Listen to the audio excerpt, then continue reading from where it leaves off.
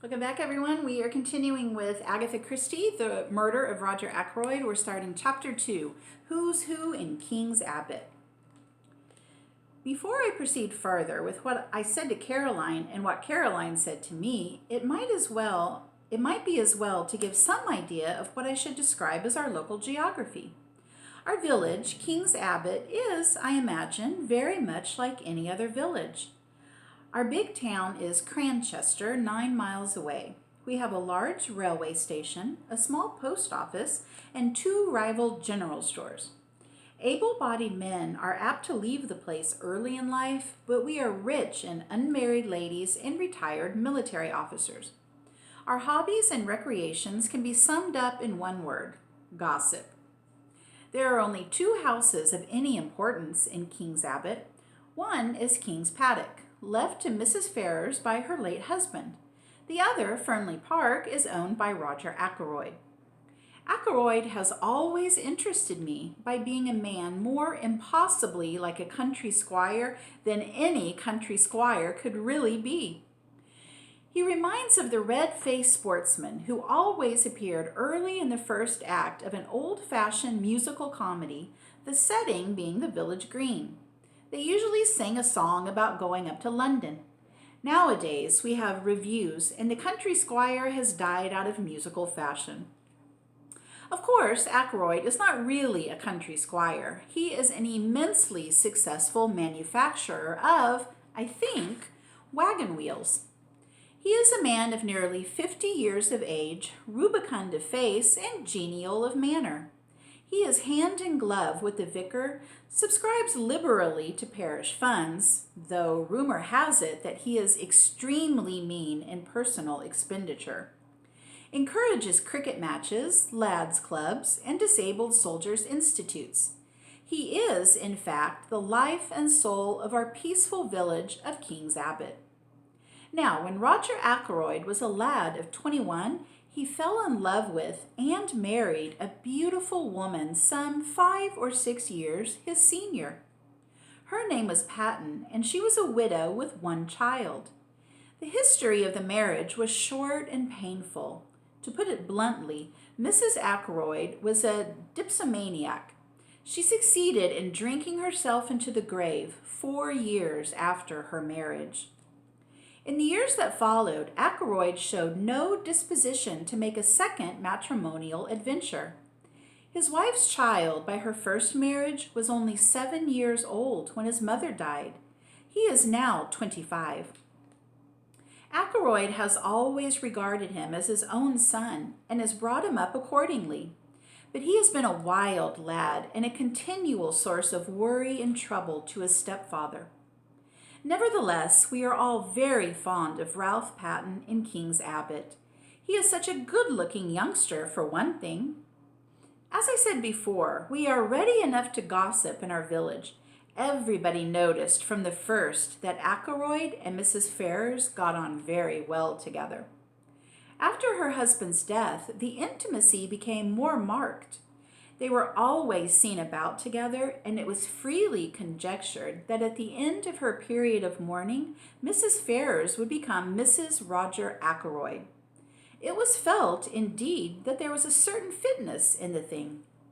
Roger Ackroyd's wife had admittedly died of drink. Ashley Ferrars had been a drunkard for many years before his death.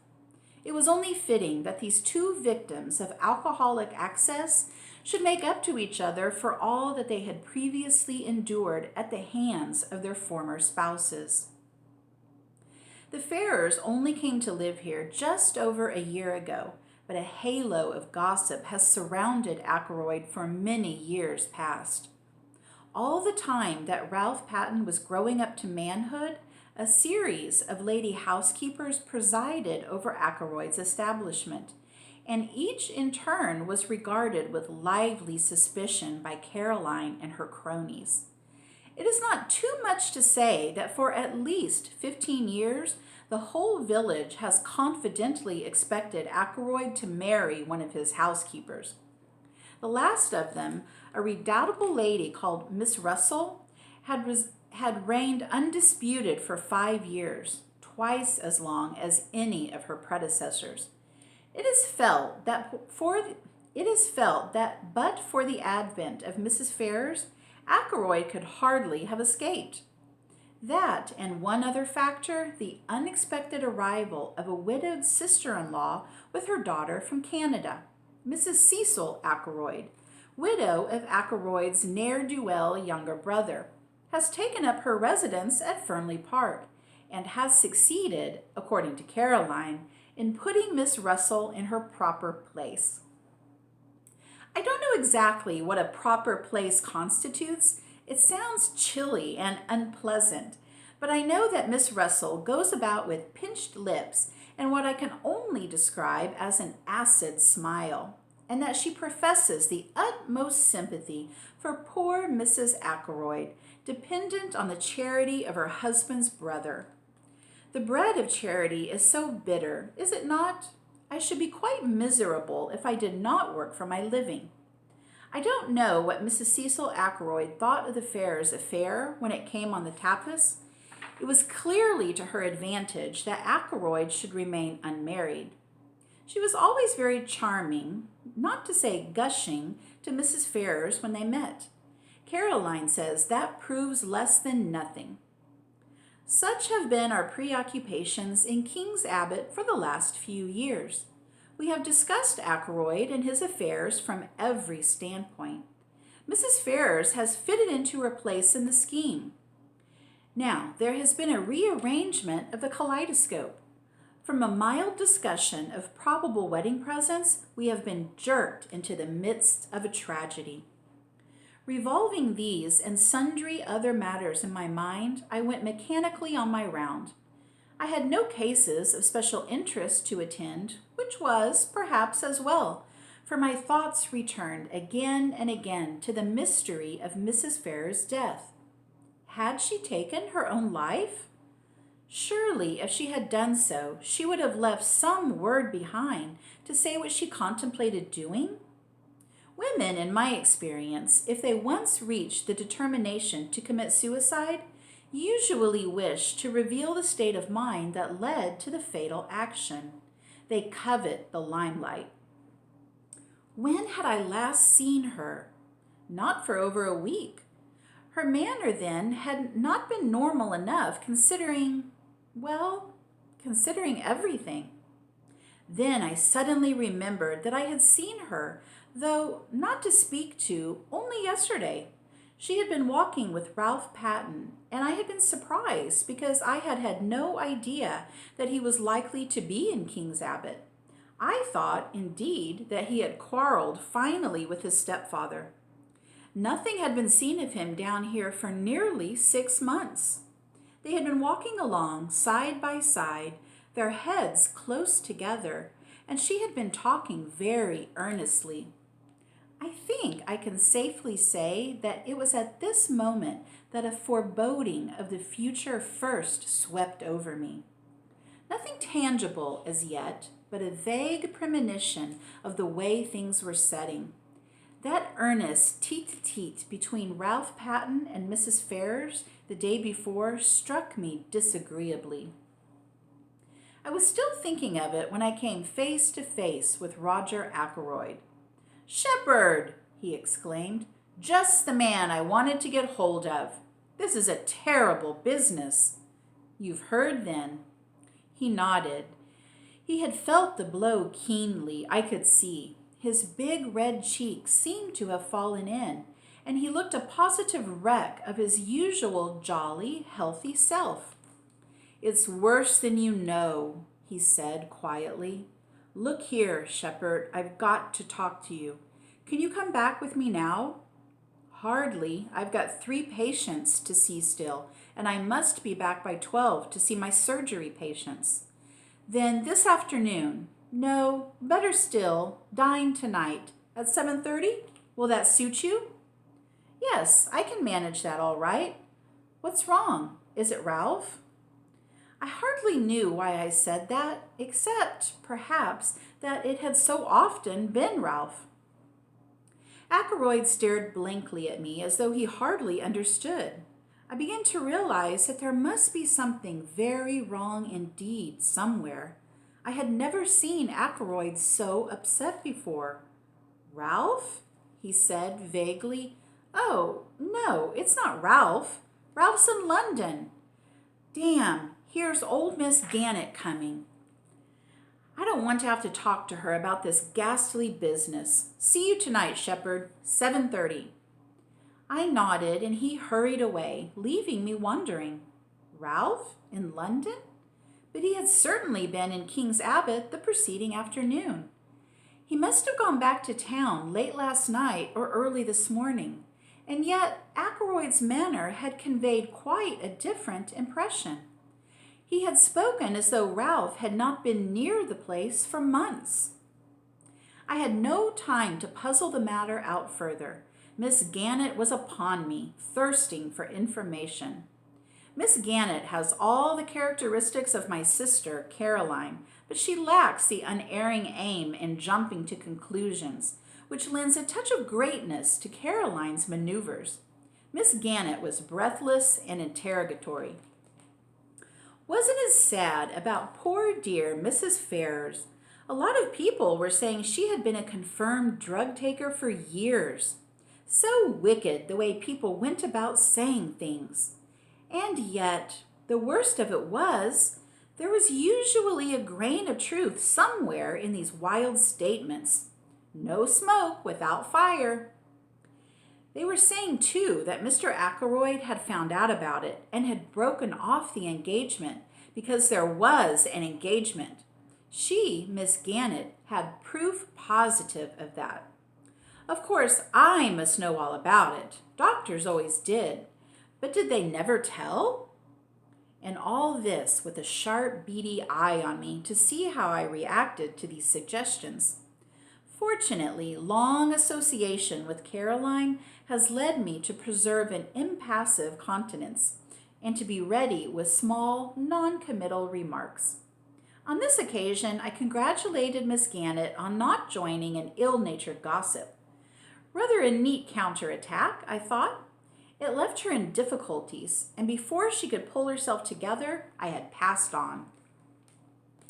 I went home thoughtful to find several patients waiting for me in the surgery.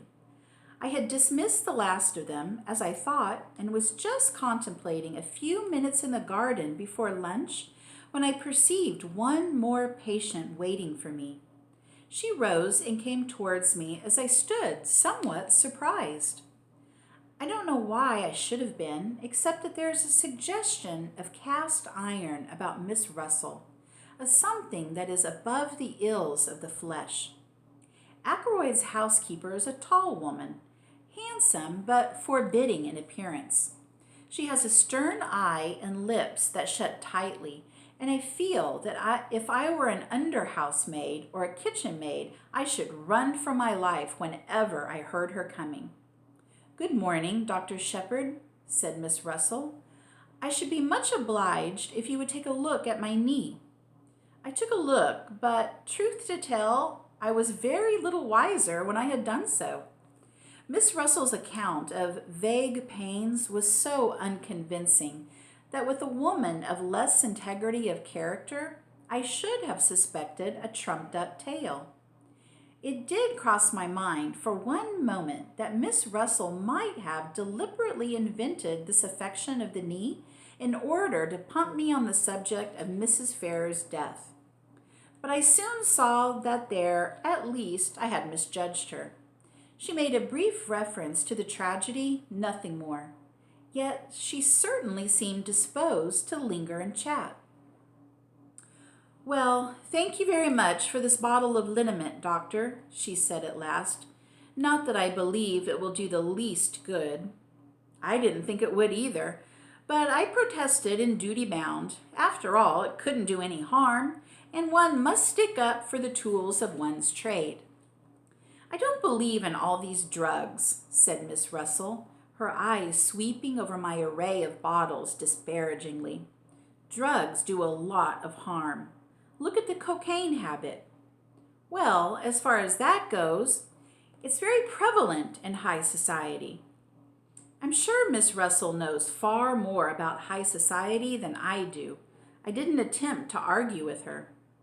Just tell me this, Doctor, said Miss Russell.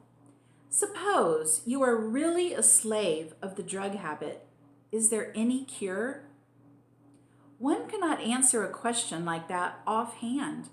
I gave her a short lecture on the subject, and she listened with close attention. I still suspected her of seeking information about Mrs. Ferrars. Now, Veronal, for instance, I proceeded. But strangely enough, she didn't seem interested in Veronal.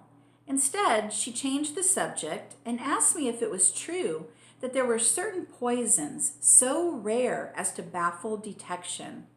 Ah, I said, you've been reading detective stories. She admitted that she had. The essence of a detective story, I said, is to have a rare poison, if possible, something from South America that nobody has ever heard of. Something that one obscure tribe of savages used to poison their arrows with. Death is instantaneous, and Western science is powerless to detect it. That is the kind of thing you mean? Yes. Is there really such a thing? I shook my head regretfully. I'm afraid there isn't. There's curare, of course. I told her a good deal about curare, but she seemed to have lost interest once more. She asked me if I had any in my poison cupboard, and when I replied in the negative, I fancy I fell in her estimation.